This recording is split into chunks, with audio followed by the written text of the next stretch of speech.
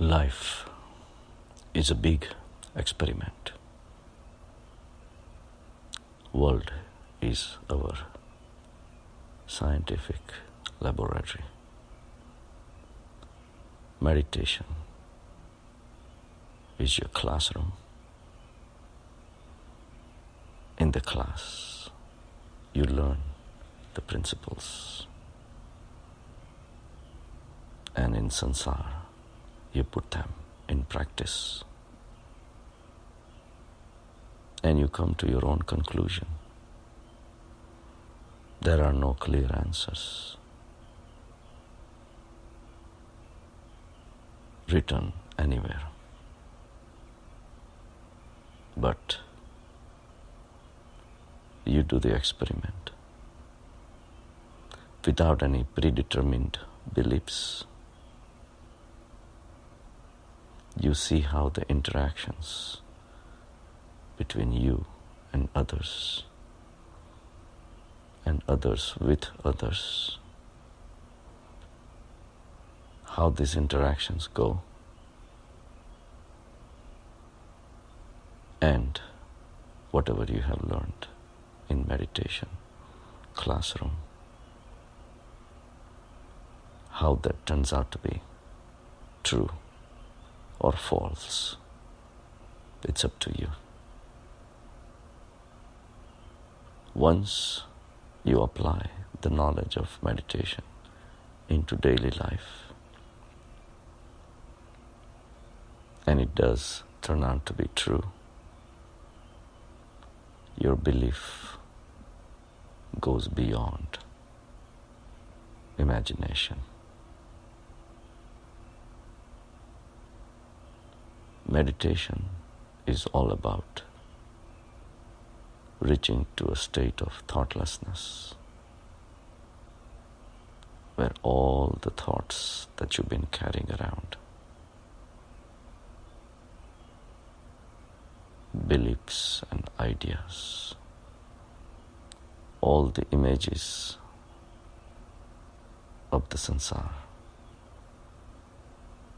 the objects, the people, the situations that you liked or disliked, hated, wanted to run away from. All these are stored in your mind, and you are facing them with only one tool, the tool of observership, drashta, drashti.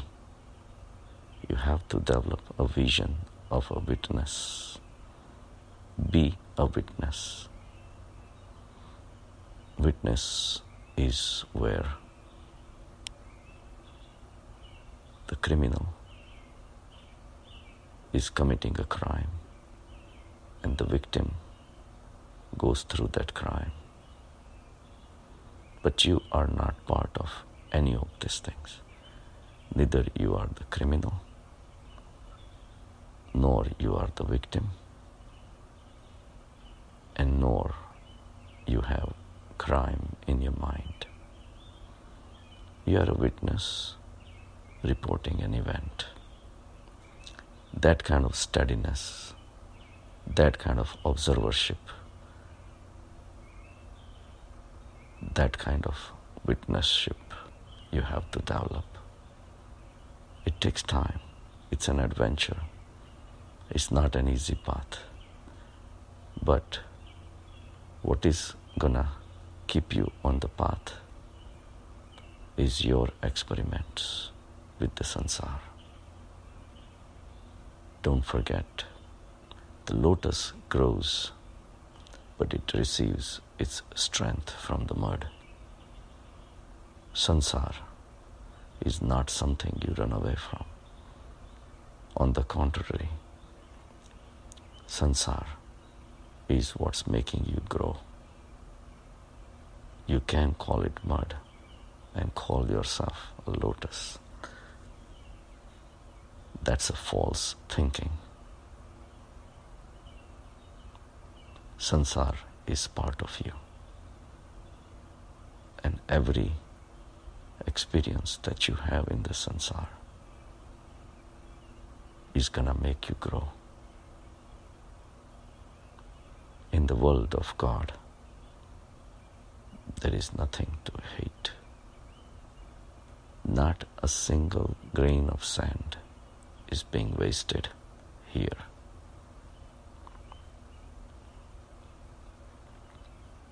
It is here to give you an experience. So in meditation, whatever you learn, you go back to the sansar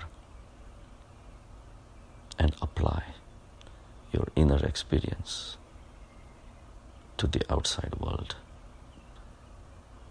your friends, customers, your boss, creatures of the world, mountains, rivers, they all become tools for your experiment. And whatever you have learned inside during meditation, you put it into practice without caring about what others think, without getting influenced by others' opinions. You continue your path of meditation.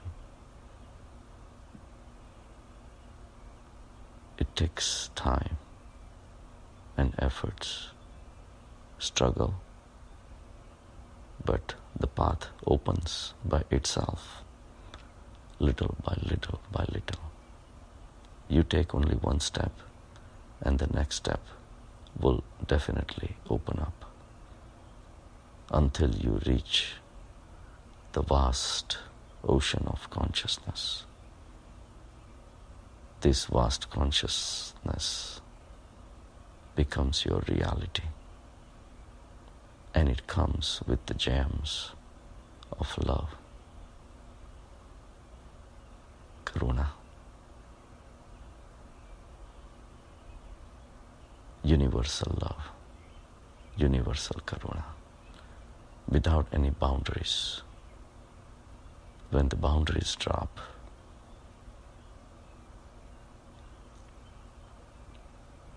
you sway over the world, over the sansar like a wind. Wind has no boundaries. It goes anywhere and everywhere. Your mind has boundaries. Your mind has likes, dislikes. Thoughtless state knows no boundaries, because now it is free from the bondages.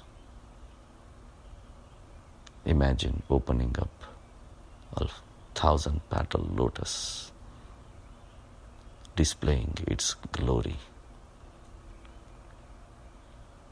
That's what the inner world is like.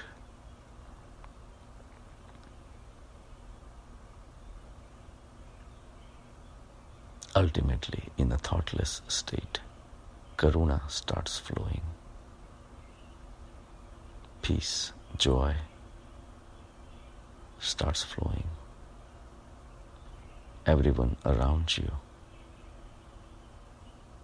starts bathing in your universal karuna, love.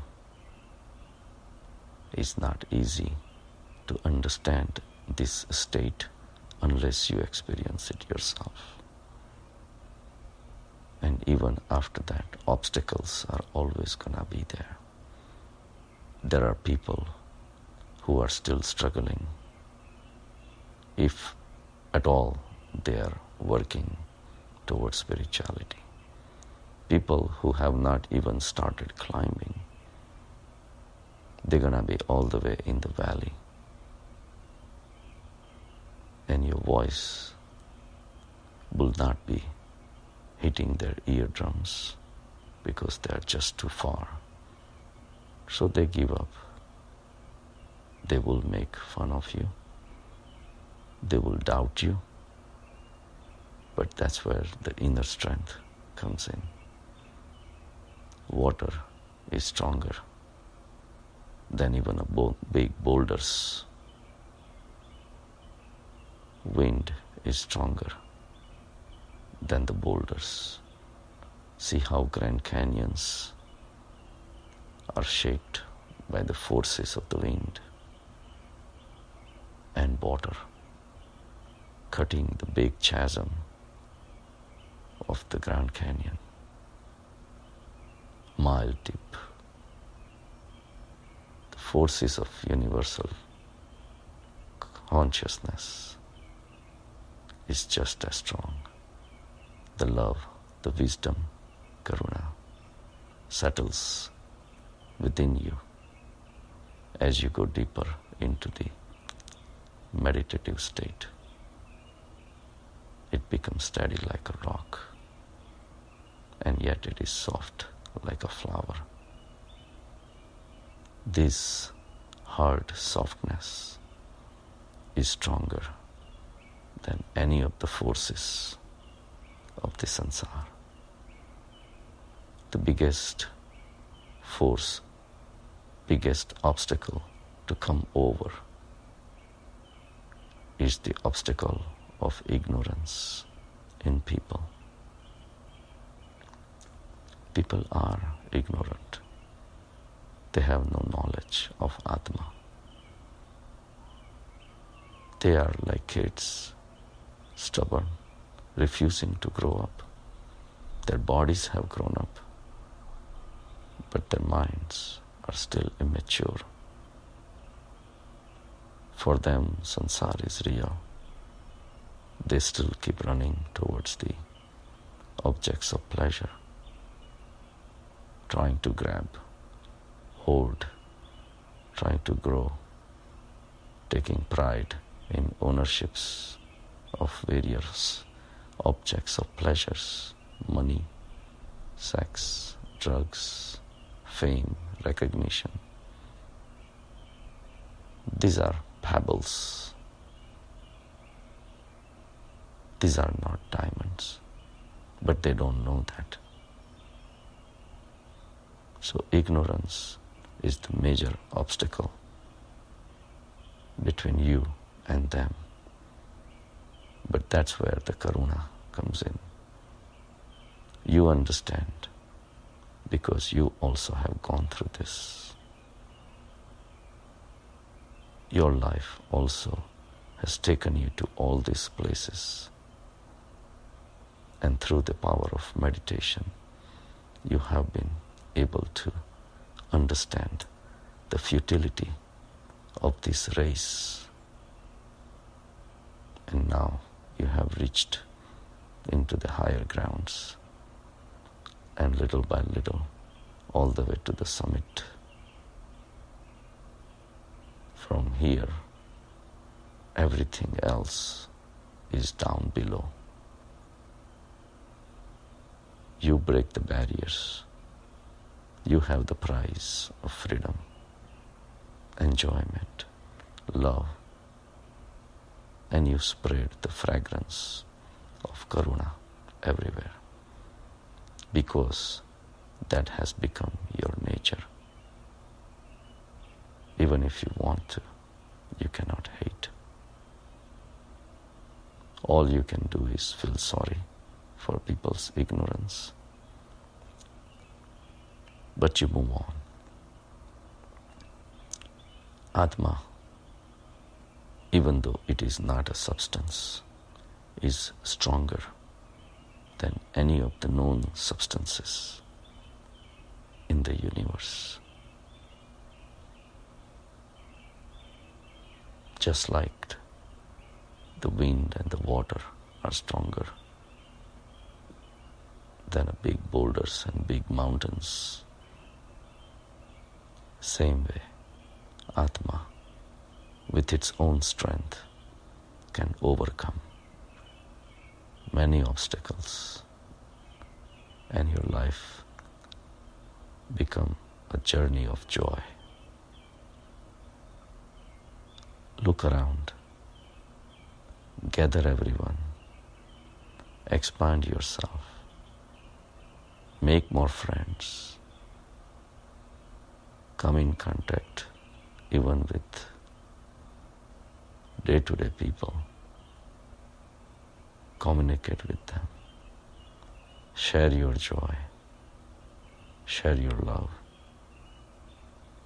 and your whole life becomes a heaven. This is possible through meditation. So stay steady on the course. Be aware of what you're doing, what you're thinking, what your ideas are, what your beliefs are, how they are interacting with the people around you when you come in contact with them. How the love wins the hatred, how love wins the jealousy, how love survives and ignorance dies. The true knowledge, the knowledge of the Atma, always prevails. It's the winner all the time. But for that, you need to be unobjective, impartial, true witness, and put it in your daily life and see how the world unfolds in front of you. Have a good day.